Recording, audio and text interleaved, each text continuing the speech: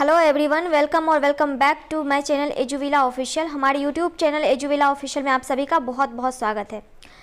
बिहार लोक सेवा आयोग द्वारा आयोजित प्रधान शिक्षक भर्ती परीक्षा 2023 का जो डीएलएड सिलेबस है 75 मार्क्स का, उसका यूनिट वन का चैप्टर 1 बच्चे बचपन एवं बाल अधिकार कंप्लीट हो चुका है और इसका दूसरा अध्याय जो है शिक्षा, विद्यालय और समाज, अंतर संबंधों की समझ, तो इसका आज पहला पार्ट है ये। और आइए बिना किसी देरी के हम अपना ये वीडियो शुरू करते हैं। तो ये है यूनिट 1 के चैप्टर 2 का शिक्षा, विद्यालय और समाज, अंतर संबंधों की समझ। इसमें सबसे पहले आइए हम देखते हैं शिक्षा। शिक्षा जीवन की वह विशिष्ट प्रक्रिया है जो निरंतर जीवन को नया रूप एवं नाम प्रदान करती है। किसी भी दर्शन के निर्धारण तथा विकास के लिए पर्याप्त सूक्ष्म निरीक्षण, मनन तथा चिंतन की आवश्यकता होती है। दार्शनिक सिद्धांतों को मूर्त रूप शिक्षा की प्रक्रिया के माध्यम से ही दिया जाता है। दर्शन के संबंध में बनाए बिना, दर्शन से जब तक हम संबंध नहीं बनाएंगे तब तक शिक्षा की प्रक्रिया उत्तम रीति से नहीं चल सकती है। शिक्षा शब्द का प्रयोग अनेक अर्थों में किया जाता है। शाब्दिक अर्थ को जब हम देखेंगे तो देखेंगे शिक्षा एक विकास संबंधी प्रक्रिया है, अर्थात शिक्षा मानव जीवन में निरंतर प्रवाहमान प्रक्रिया है। जीवन प्रयत्न चलती है यह। इस विकास की गति एवं प्रकृति को समझने के लिए शिक्षा की सामग्री का ज्ञान होना अति आवश्यक है। शिक्षा को आंग्ल भाषा में एजुकेशन कहते हैं। इसकी उत्पत्ति लैटिन भाषा से हुई है, जिसका अर्थ है एडुकेटम, अर्थात शिक्षित करना। प्रत्येक बालक के अंदर जन्म से ही कुछ जन्मजात प्रवृत्तियां होती है और जैसे जैसे बालक वातावरण के संपर्क में आता जाता है वैसे वैसे ही उसकी शक्तियों को अंदर से बाहर की ओर विकसित करना ही शिक्षा है। तो इस तरह से शिक्षा का अर्थ जब हम देखेंगे तो वो हो जाता है जन्मजात शक्तियों का सर्वांगीण विकास करना। अतः व्यापक अर्थ में शिक्षा का तात्पर्य मानव जीवन के उन समस्त पक्षों से है जो उसे परिष्कृत रूप में ढालते हैं तथा सभ्य बनाते हैं। अब हम अक्सर सुनते होंगे शिक्षा मनुष्य को सभ्य बनाती है, जो मनुष्य अशिक्षित होते हैं उसमें सभ्यता की कमी होती है। शिक्षा का संकुचित रूप से तात्पर्य विद्यालयों में दी जाने वाली शिक्षा से है। वास्तविक रूप से शिक्षा का प्रथम स्रोत राज्य होता है। शिक्षा के संबंध में कुछ प्रमुख विद्वानों के मत अब हम देखते हैं। जे.एस. मिल हैं प्रमुख शिक्षाविदों में, इनकी गिनती होती है। तो इनके अनुसार शिक्षा द्वारा एक पीढ़ी के लोग दूसरी पीढ़ी के लोगों में संस्कृति का संक्रमण करते हैं ताकि वे उसका संरक्षण कर सके और यदि संभव हो तो उसमें उन्नति भी कर सके। टैगोर के अनुसार, रविंद्रनाथ टैगोर कहते हैं, शिक्षा का अर्थ मस्तिष्क को इस योग्य बनाना है कि वह सत्य की खोज कर सके तथा अपना बनाते हुए उसको व्यक्त भी कर सके। फ्रॉबेल के अनुसार शिक्षा वह प्रक्रिया है जिसके द्वारा बालक की जन्मजात शक्तियां बाहर निकलती है। स्वामी विवेकानंद के अनुसार शिक्षा मनुष्य के अंदर सन्निहित पूर्णता का प्रदर्शन है।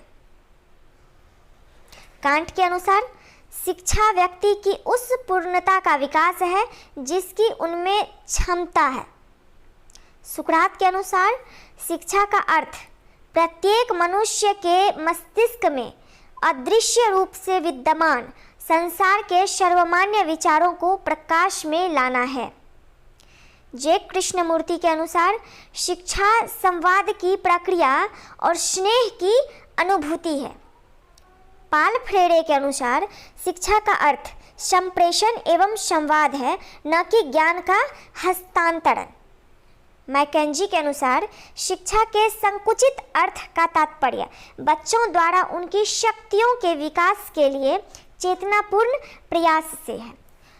तो ये था सारे प्रमुख विद्वानों के मत जो शिक्षा के संबंध में है, और इसको आप लोग ज़रूर एक बार इकट्ठे लिख के याद कर लीजिए, या फिर इस वीडियो को दोबारा से देखिए ताकि ये आपको याद हो जाए, क्योंकि इससे प्रश्न आते हैं कि किस विद्वान ने क्या कहा। कभी कभी ऐसा लिखा रहता है कि जैसे शिक्षा समाज की प्रक्रिया और स्नेह की अनुभूति है, यह किसका कथन है। तो इस तरह के क्वेश्चन अवश्य आते हैं, इसलिए मैंने इसे इकट्ठा एक जगह लिखा है, तो आप लोग भी इसे ज़रूर से एक बार याद कर लें। अब आगे हम देखते हैं शिक्षा की सामान्य अवधारणा क्या है। सामान्यतः शिक्षा से आशय औपचारिक या अनौपचारिक रूप से आजीवन सीखते सिखाते रहना है, किंतु संकुचित रूप में शिक्षा का अर्थ औपचारिक रूप से किसी शिक्षण संस्थान में शिक्षा ग्रहण करने से है। वर्तमान शिक्षा परिवेश में शिक्षण का उद्देश्य विद्यार्थियों में अधिगम को उत्पन्न करके सिखाना है, न कि बलपूर्वक ज्ञान को मस्तिष्क में बिठाना है। अगर अधिगम सुलभ होगा, सरल होगा, तो शिक्षार्थियों को बलपूर्वक समझाने की ज़रूरत ही नहीं पड़ेगी। अगर आपके सिखाने की भाषा सरल है, सुलभ है, तो बच्चे स्वयं उस चीज़ को अपने मस्तिष्क में बिठा लेते हैं। और अगर हम किसी कठिन शब्द को कठिन बना के पढ़ाएंगे और उसको ज़बरदस्ती किसी बच्चे के मस्तिष्क में बिठाना चाहेंगे तो वह संभव नहीं है, ऐसा हमें नहीं करना चाहिए। यह एक सामाजिक प्रक्रिया है जिसमें शिक्षक विद्यार्थियों को नए ज्ञान देकर शिक्षित करता है। अब डॉक्टर राधाकृष्णन कहते हैं, शिक्षा परिवर्तन का एक साधन है जो कार्य समाज में परिवार, धार्मिक, सामाजिक एवं राजनीतिक संस्थाओं द्वारा होता है, वह आज शिक्षण संस्थाओं द्वारा किया जा रहा है। जो आज हमारा विद्यालय करता है, जो कार्य बच्चों को शिक्षित करने का, उसमें ज्ञान भरने का और उसमें नैतिकता भरने का, वह पहले समाज, परिवार और धार्मिक एवं सामाजिक राजनीतिक संस्थाओं द्वारा हुआ करता था। इस संबंध में कांट कहते हैं, शिक्षा व्यक्ति की उस पूर्णता का विकास है जिसकी उसमें क्षमता है। हम यह पहले भी देख चुके हैं। विशिष्ट ज्ञान एवं कौशल के माध्यम से शिक्षा राष्ट्रीय विकास में योगदान देती है। समाज में परिवर्तन की एक सतत प्रक्रिया चलती रहती है। लगातार एक विकास की प्रक्रिया हमारे समाज में चलती रहती है। अतः इसी परिवर्तन के अनुसार शिक्षा में भी परिवर्तन अनिवार्य होता है। समय के साथ शिक्षा को भी परिवर्तित करना अनिवार्य हो जाता है। शिक्षा के उद्देश्य को हम देखते हैं। डॉक्टर राधाकृष्णन कहते हैं, शिक्षा को मनुष्य और संपूर्ण समाज का निर्माण करना चाहिए। इस कार्य को किए बिना शिक्षा अपूर्ण कहलाती है। शिक्षा समाज के लिए जरूरी है, क्योंकि शिक्षा लक्ष्योन्मुखी नहीं होगी तो निश्चित ही एक गतिशील समाज का निर्माण नहीं हो पाएगा। शिक्षा के जो उद्देश्य हैं उनमें क्या क्या है वो अभी हम देखते हैं। पहला है बालक की क्षमता का विकास करना। हर बच्चे के अंदर जन्मजात कुछ न कुछ क्षमताएं होती है, शक्तियां होती है, तो उसका विकास करना। सामाजिक एवं मानवीय मूल्यों का विकास करना। जीवन शैली को व्यापक बनाना। ज्ञानार्जन के अनुसार जीविकोपार्जन करना। बालकों में क्रियाशीलता का विकास करना तथा उन्हें क्रिया करने का अवसर प्रदान करना। बालकों या विद्यार्थियों में सृजनात्मक क्षमता का विकास करना तथा उन्हें सृजनात्मक कार्य के लिए प्रेरित करना। बच्चों को दिए गए सैद्धांतिक ज्ञान को व्यावहारिक रूप में प्रयोग करने के लिए प्रेरित करना, यह भी शिक्षा का उद्देश्य है।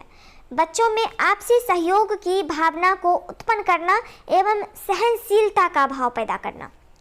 परिस्थितियों के अनुकूल स्वयं को ढालने के लिए अनुकूल बनाना एवं समक्ष समस्या का निदान प्रस्तुत करना। अब देखते हैं हम शिक्षा के कार्य। देश, समाज एवं समय के परिप्रेक्ष्य शिक्षा के कार्य परिवर्तनशील हैं। वर्तमान समय में समाज के मूल्यों, आवश्यकताओं, उद्देश्यों को ध्यान में रखकर शिक्षा के कार्य का वर्णन किया जा सकता है। अब हम पहले देखते हैं, वह है अच्छे नागरिकों का निर्माण। अच्छे नागरिकों का निर्माण का क्या अर्थ है? तो शिक्षा का कार्य उत्तम नागरिकों का निर्माण करना है। शिक्षा छात्रों में स्पष्ट विचार, अनुशासन, सहनशीलता, सहयोग, देश प्रेम आदि गुणों का विकास करे, तभी शिक्षा छात्रों को उत्तम नागरिक बनाकर प्रजातंत्र को सफल बना सकेगी। दूसरा है व्यक्तित्व का विकास। शिक्षा का कार्य छात्रों के व्यक्तित्व का सर्वांगीण विकास करना है। तीसरा है मूलभूत आवश्यकताओं की पूर्ति। भोजन, मकान और वस्त्र मनुष्य की ये 3 मूलभूत आवश्यकताएं हैं। अतः शिक्षा का कार्य लोगों को अपनी मूलभूत आवश्यकताओं की पूर्ति के योग्य बनाना है। चौथा है चरित्र का विकास। शिक्षा व्यक्ति, समाज और संसार की बुराइयों को दूर करके उनमें नैतिकता का समावेश करती है। हर्बर्ट के अनुसार शिक्षा का कार्य उत्तम नैतिक चरित्र का विकास करना है। पांचवा है वातावरण से समायोजन। शिक्षा का कार्य है छात्रों को वातावरण के अनुकूल अथवा वातावरण में समायोजन स्थापित करने योग्य बनाना। छठा है व्यावसायिक कुशलता की प्राप्ति। व्यावसायिक कुशलता का विकास करना भी शिक्षा का महत्वपूर्ण कार्य है। अनुभवों का पुनर्गठन।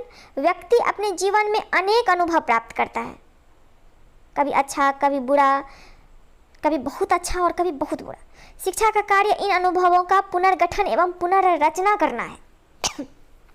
आठवां है आत्मनिर्भरता की प्राप्ति। मनुष्य जीवन में शिक्षा का कार्य व्यक्ति को आत्मनिर्भर बनाना है। मनुष्य अपना कार्य सफलतापूर्वक जीवन में उन्नति करता है, साथ ही वह समाज की उन्नति में भी योगदान देता है। एक शिक्षित मनुष्य आत्मनिर्भर होता है और वह अपने जीवन को सफलतापूर्वक उन्नति की ओर ले जाता है और समाज के विकास में, देश के विकास में, उसकी उन्नति में भी योगदान देता है। नवा है भौतिक संपन्नता की प्राप्ति। शिक्षा का कार्य व्यक्तियों को भौतिक संपन्नता की प्राप्ति करने में सहायता प्रदान करना है। अब हम देखते हैं शिक्षा को समझने के क्या क्या आधार हैं। तो इसमें हम पहले देखते हैं दर्शन शास्त्रीय आधार को। दर्शन और शिक्षा में अटूट संबंध पाया जाता है। हम पहले ही देख चुके हैं कि बिना दर्शन के ज्ञान, दर्शन के सिद्धांतों के को जाने शिक्षा की पूर्णता संभव नहीं है। दर्शन और शिक्षा के अटूट संबंध पाए जाते हैं और ये एक दूसरे पर आश्रित होते हैं। दर्शन ब्रह्मांड और उसमें मानव जीवन की व्याख्या करता है। उसमें मनुष्य जीवन के अंतिम उद्देश्य और उस उद्देश्य की प्राप्ति के साधन मार्गों पर भी विचार किया जाता है। अब ये उद्देश्य कैसे प्राप्त हों, इसमें शिक्षा हमारी सहायता करती है। शिक्षा हमारे आचार विचार में परिवर्तन करती है और हमारी नए ज्ञान की खोज करने के लिए अवलोकन, परीक्षण, चिंतन और मनन शक्तियों का विकास करती है। इस ज्ञान एवं कौशल के आधार पर हम दर्शन का पुनर्निर्माण करते हैं। नया दर्शन नई शिक्षा को जन्म देता है और नई शिक्षा नए दर्शन को जन्म देती है और यह चक्र हमेशा ही चलता रहता है। दर्शन और शिक्षा की इस अन्योन्याश्रिता को समझने के लिए, अन्योन्याश्रय संबंध को समझने के लिए दर्शन का शिक्षा पर प्रभाव और शिक्षा का दर्शन पर प्रभाव को अलग अलग समझना होगा। पहले हम देखते हैं दर्शन को आधार बनाकर शिक्षा के क्या क्या उद्देश्य हैं। तो इसमें पहला है दर्शन शिक्षा के स्वरूप की व्याख्या करता है। इस व्याख्या से हमें शिक्षा के सही संप्रत्याय का ज्ञान होता है। दूसरा है दर्शन का सर्वप्रथम भाग तत्व मीमांसा होता है और इसमें सृष्टि सृष्टा, आत्मा परमात्मा, जीव जगत और जन्म मरण आदि की व्याख्या होती है और इसके आधार पर मानव जीवन के उद्देश्य दिए जाते हैं। शिक्षा द्वारा इन उद्देश्यों की प्राप्ति होती है। तीसरा है पाठ्यचर्या तो शिक्षा के उद्देश्य की प्राप्ति का साधन होती है। अतः शिक्षा यदि शिक्षा के उद्देश्य दर्शन से प्रभावित होते हैं तो इसकी पाठ्यचर्या भी उससे प्रभावित होनी चाहिए। दर्शन की ज्ञान मीमांसा से मानव बुद्धि, ज्ञान और ज्ञान प्राप्त करने की विधियों की व्याख्या होती है। इसी के आधार पर दार्शनिक शिक्षण विधियों का विधान करते हैं। दर्शन का तीसरा मुख्य भाग आचार मीमांसा होता है। इसमें मनुष्य को क्या कर्म करने चाहिए और क्या नहीं, इसकी विशेष व्याख्या होती है, विस्तृत व्याख्या होती है। इस ज्ञान के आधार पर ही अनुशासन का संप्रत्यय निश्चित किया जाता है। तो हम देखते हैं शिक्षा के सामाजिक आधार। कार्ल मैनहीम के अनुसार मानव इतिहास की संचालक शक्ति वही समस्त मूल्यों का स्रोत तथा समस्त घटनाओं का प्रारंभ करता है। वह ऐसा तभी करता है जब वह समाज में रहता है। इस प्रकार व्यक्ति में व्यक्तिगत तथा सामाजिक गुण दोनों का विकास होना आवश्यक है। इन दोनों के गुणों का विकास हेतु शिक्षा के सामाजिक उद्देश्यों का निर्माण किया जाता है। शिक्षा के उद्देश्यों के निर्धारण के लिए समाज का आधार बनाना आवश्यक है। व्यक्ति एक सामाजिक प्राणी है। हम बचपन से यह पढ़ते आए हैं कि मनुष्य एक सामाजिक प्राणी है। विभिन्न मनोवैज्ञानिक इसे सामूहिकता की मूल प्रवृत्ति के रूप में देखते हैं।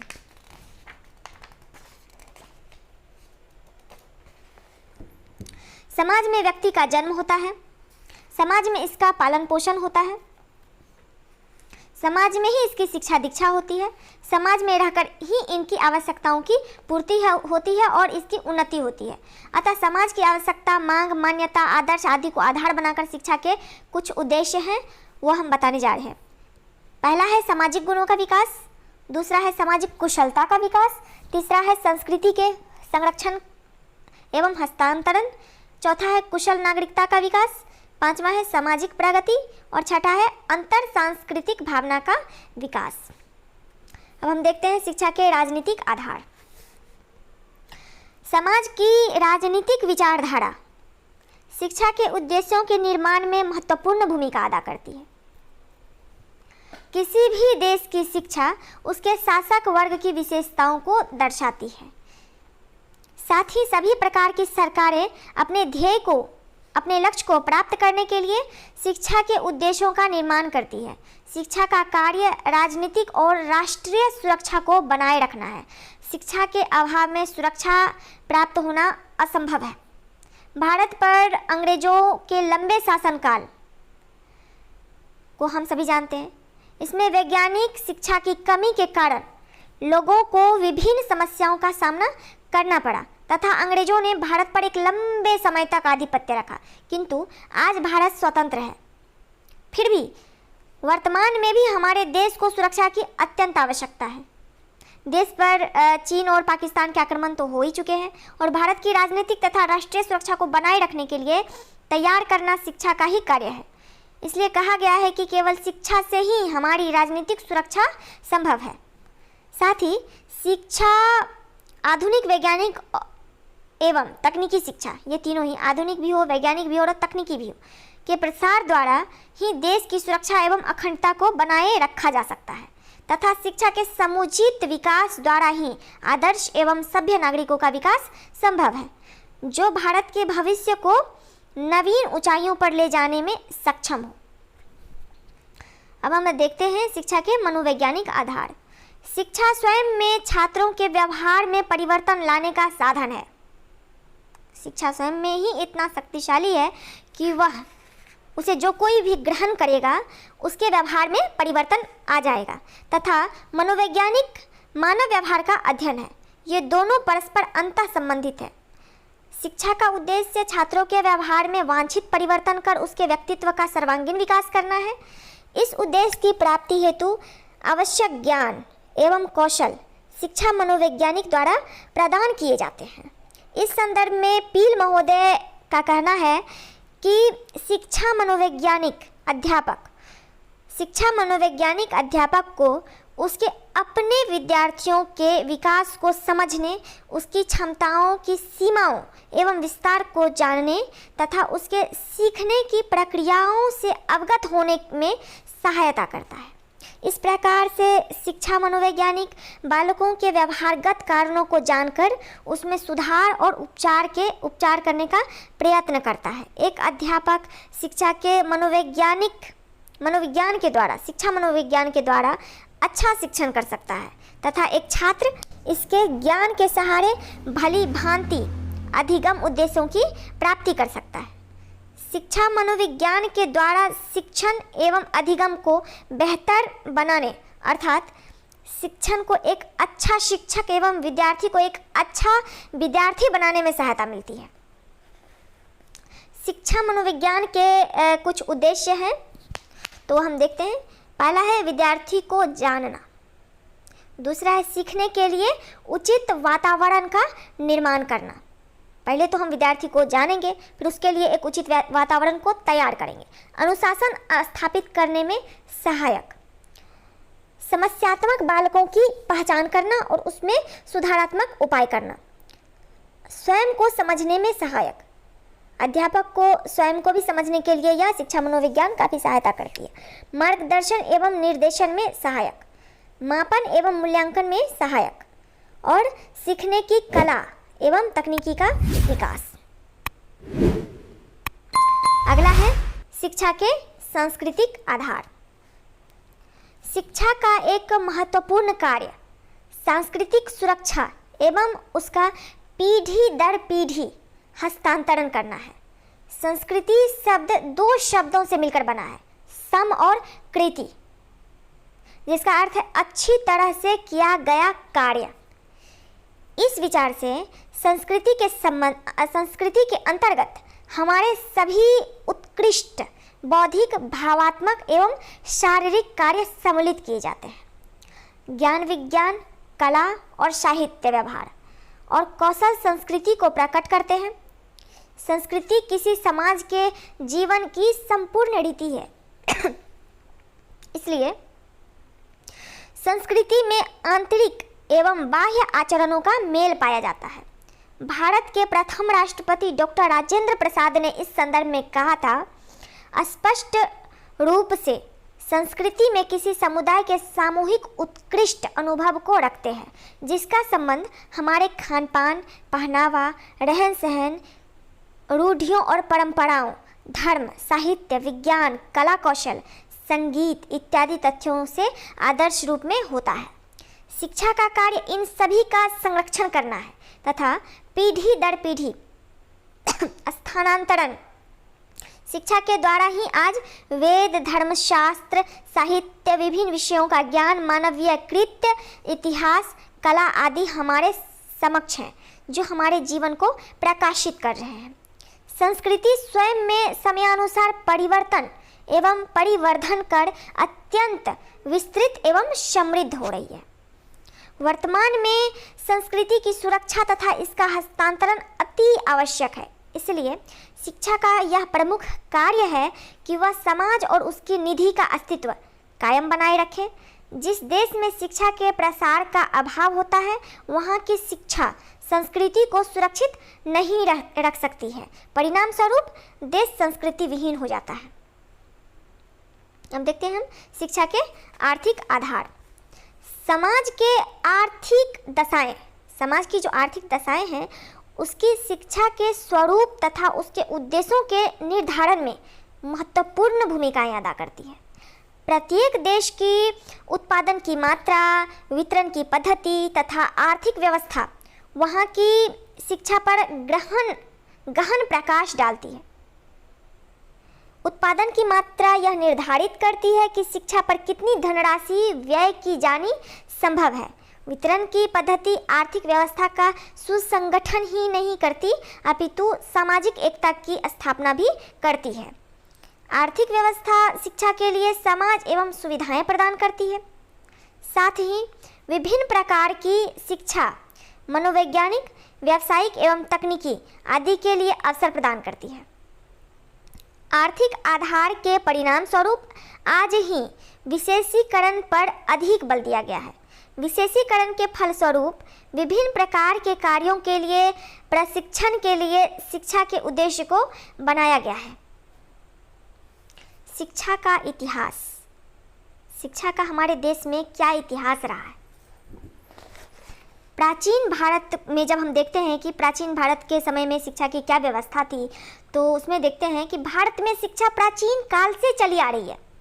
प्राचीन काल में शिक्षण और सीखने की प्रक्रिया गुरुकुल प्रणाली के अंतर्गत संचालित की जाती थी।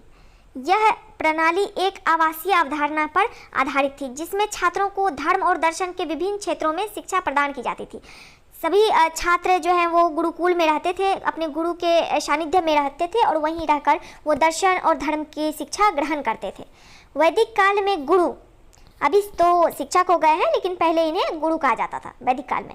अपने शिष्यों को वैदिक साहित्य के आधार पर ज्ञान देते थे, जो 8 विभिन्न रूपों से मिलकर बना होता था, जैसे 4 वेद, 6 वेदांग, 4 उपवेद, 4 ब्राह्मण, 108 उपनिषद, दर्शन की 6 प्रणाली, भगवद गीता और स्मृतियाँ। इसे वैदिक शिक्षा प्रणाली के नाम से भी जाना जाता है, जिसमें शिक्षक को अपने शिष्यों की तुलना में महत्वपूर्ण स्थान प्राप्त था। वैदिक शिक्षा संस्कृत भाषा में दी जाती थी। छात्र इसमें सुनकर और याद रखकर, मतलब श्रुति और स्मृति के आधार पर ही यह शिक्षा दी जाती थी, और माना जाता था कि यह पद्धति जो है वो आने वाली पीढ़ी के लिए ज्ञान को संरक्षित करेगी, उसके संरक्षण को सुनिश्चित करेगी। प्राचीन शिक्षा प्रणाली का उद्देश्य प्राचीन भारतीय संस्कृति को संरक्षित और संचारित करना था। शिक्षा की गुरुकुल प्रणाली में शिष्यों को लड़के या पुरुषों की प्रमुखता थी। उस समय में जो गुरुकुल में जो शिक्षा ग्रहण करने के लिए जाते थे, तो उसमें पुरुष प्रधान यह शिक्षा थी। लड़के ही ज़्यादातर इस शिक्षा को ग्रहण करते थे। मध्यकालीन भारत में शिक्षा, जब हमारा भारत मध्यकाल के दौरान था, उस मध्यकाल के दौर से गुजर रहा था, तो उस समय में उस समय में कई राजवंशों का उदय हुआ, जैसे पाल, सेन, प्रतिहार, राष्ट्रकूट और चोल। इन राजवंशों ने शिक्षा, कला और साहित्य को बढ़ावा दिया। इसमें पाल के समय में ओदंतपुरी और विक्रमशिला विश्वविद्यालयों की स्थापना की गई। यह वही समय था जब अरब और मध्य एशिया क्षेत्र की प्रथाएं, संस्कृतियां और परंपराएं एक दूसरे में घुल मिल रही थी, भारतीय निवासियों में घुल मिल रही थी। और इसी काल में लगभग 1000 ईस्वी में महमूद गजनी तथा 1175 में मोहम्मद गौरी का भारत पर आक्रमण हुआ और हिंदुओं और बौद्धिक शिक्षा केंद्रों को काफ़ी क्षति पहुंचाई गई, जिसका अभी जो है हमारा नालंदा विश्वविद्यालय उसका जीता जागता उदाहरण है। अरबी और फारसी भाषा को प्रमुखता मिली तथा मुस्लिम शिक्षा प्रणाली अस्तित्व में आ गई। दिल्ली सल्तनत के द्वारा, जब दिल्ली सल्तनत का दौर चला था, तो उस समय में उर्दू भाषा को लोकप्रिय बनाया गया। मुस्लिम शिक्षण संस्थान मस्जिदों में संलग्न होते थे तथा शिक्षा की प्रणाली इस्लामिक सिद्धांतों, नियमों और सामाजिक परंपराओं पर आधारित होती थी। फिर मुगल शासक का दौर आया और मुगल शासकों ने विभिन्न विषयों में स्नातकोत्तर व उन्नत अध्ययन के लिए कई संस्थानों की स्थापना कराई, जहां अध्ययन हेतु कई शाखाओं का निर्माण किया गया, जैसे गणित, ज्यामिति, खगोल विज्ञान, भौतिकी, दर्शन, इतिहास, साहित्य इत्यादि। किंतु औरंगजेब की जैसे ही मृत्यु होती है, उसके बाद मुगल साम्राज्य और धर्म पर आधारित जो शिक्षा व्यवस्था थी वह ध्वस्त हो गई। फिर आया आधुनिक भारत का दौर। तो आधुनिक भारत का दौर जैसे ही आता है, वैसे हमारे देश में अंग्रेजी शासन काल की शुरुआत हो जाती है। भारत में अंग्रेजी उच्चतर शिक्षण संस्थान की शुरुआत कोलकाता में 1817 ईस्वी में हिंदू कॉलेज की स्थापना के साथ शुरू हुई।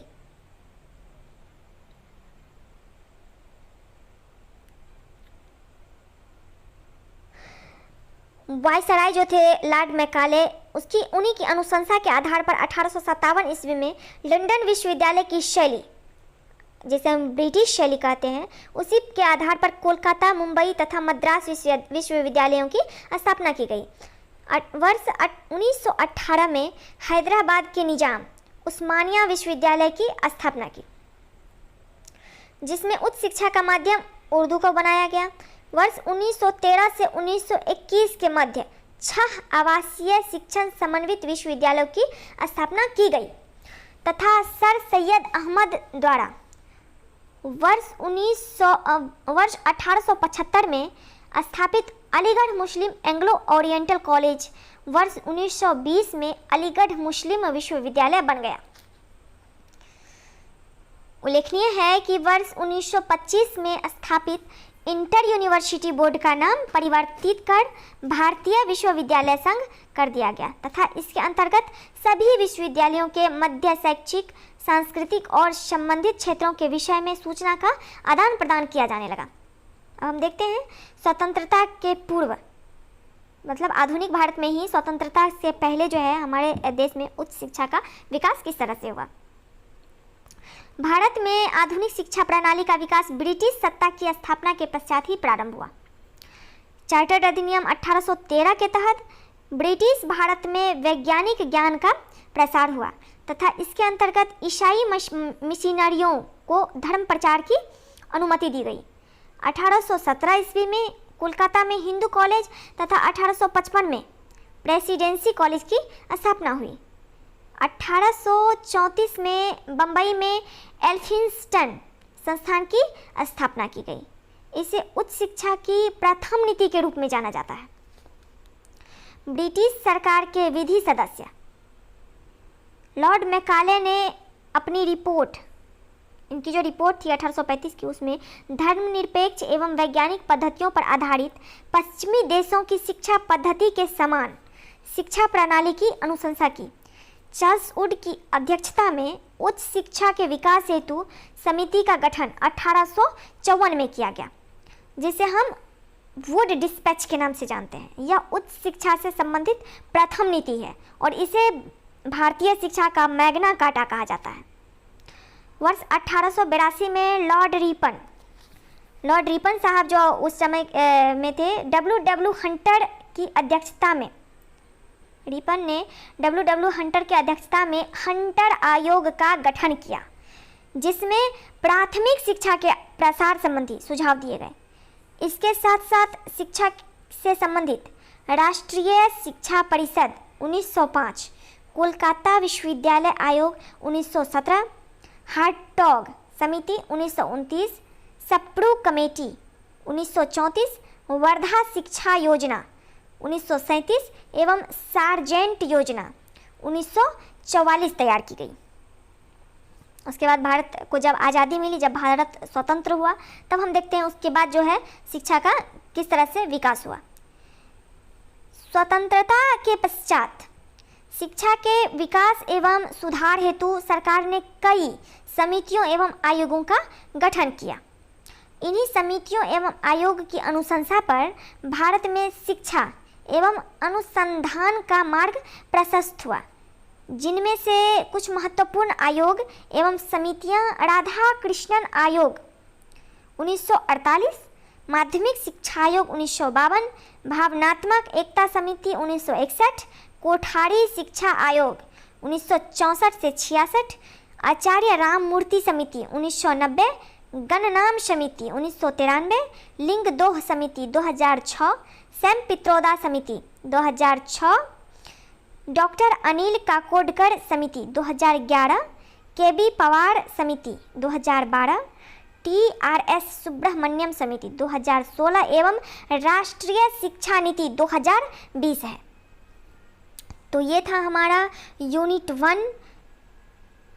1 के चैप्टर 2 अध्याय 2 तो तब तक के लिए खुश रहिए, स्वस्थ रहिए, और यदि हमारा वीडियो आपको अच्छा लगे, हेल्पफुल लगे, तो वीडियो को ज़्यादा से ज़्यादा अपने दोस्तों के साथ शेयर कीजिए, लाइक कीजिए, चैनल को सब्सक्राइब कीजिए और बेल आइकन को प्रेस कीजिए ताकि हमारे नए वीडियो का नोटिफिकेशन आपको मिल सके। तो तब तक के लिए थैंक यू।